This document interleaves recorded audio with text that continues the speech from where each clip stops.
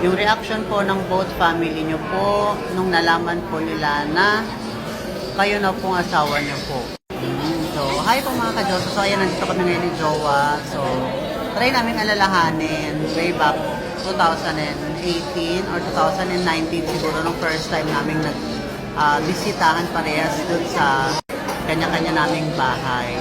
So, ayan, kasama natin ngayon si Jowa. Kauwi niya lang from work and tara, may kasama kaming mga baby. O ayan, kumain na kami sa labas. So sige, unahin natin doon sa family side ko. Well, nung una naman nilang nakita si Jowa, wala naman ako narinig na kahit ano.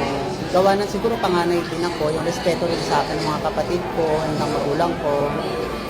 Wala naman ako narinig actually, nakakaiba or something na, huy, sino yan? Wala naman. Parang na-introduce ko na rin kasi sa kanila before pa siyang pumunta sa bahay na, ayan, may pupunta. Pero hindi ko naman sinabing, ma, may pupunta dito, girlfriend ko.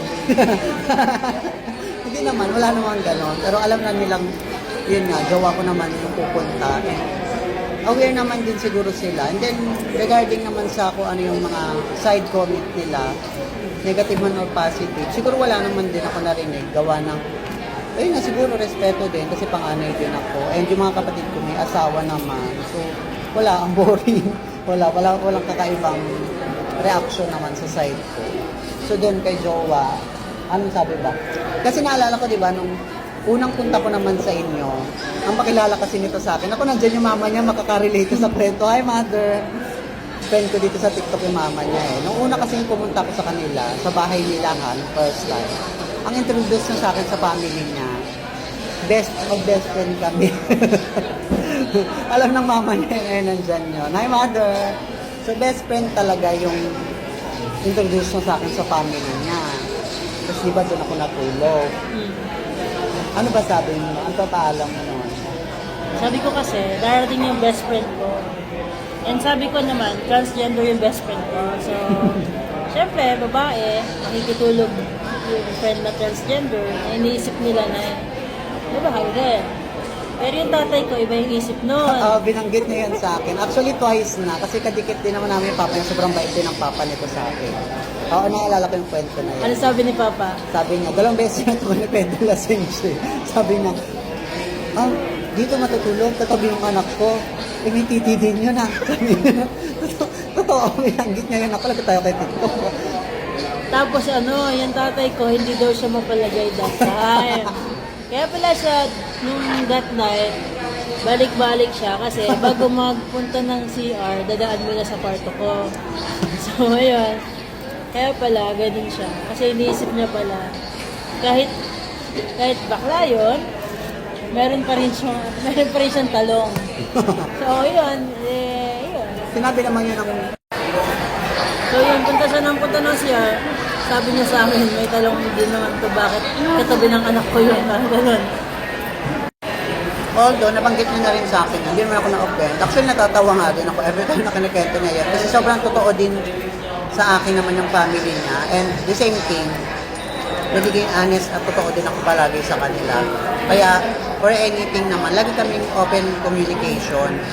Kaya sobrang love na love din kami siguro ng papa niya, saka ng mama niya, and actually kahit ng mga kapatid niya. Kasi talagang open kami both sides, hindi naman kami masyadong nagtatago, alam mo. Kaya binanggit din sa akin ng papa niya yung story na yun. At walang din ako talaga. And 2 beses niya na yun nakwento sa akin, actually. So parang yun lang, wala naman masyado. Sa mga kamag-anak niya naman, wala naman din. Pag pinapakilala naman din ako, okay lang din. Sa side namin, pag pinakilala ko ng jowa ko siya, wala naman din kami narinig na wala naman eh. In fact, super happy ni Papa kasi sa lahat ng naging boyfriend ko, si RC, Boyfriend? si RC lang yung pinayagan na yung sumama ako sa kanya, mag-overnight ako sa kanila. Siyempre, hindi naman din lalaki. Pero nakuha kasi niya yung tiwala ng parents ko. Ganun siguro. Kasi hindi talaga ako pinapayagan. Alam niyo ba, sa probinsya, alas 6 pa lang natutulog na ako. Alas 6 pa lang dapat nasa bubong ka ng bahay mo. Yun lang. Sila namumukod lang yung nakakuha ng tiwala ng papa.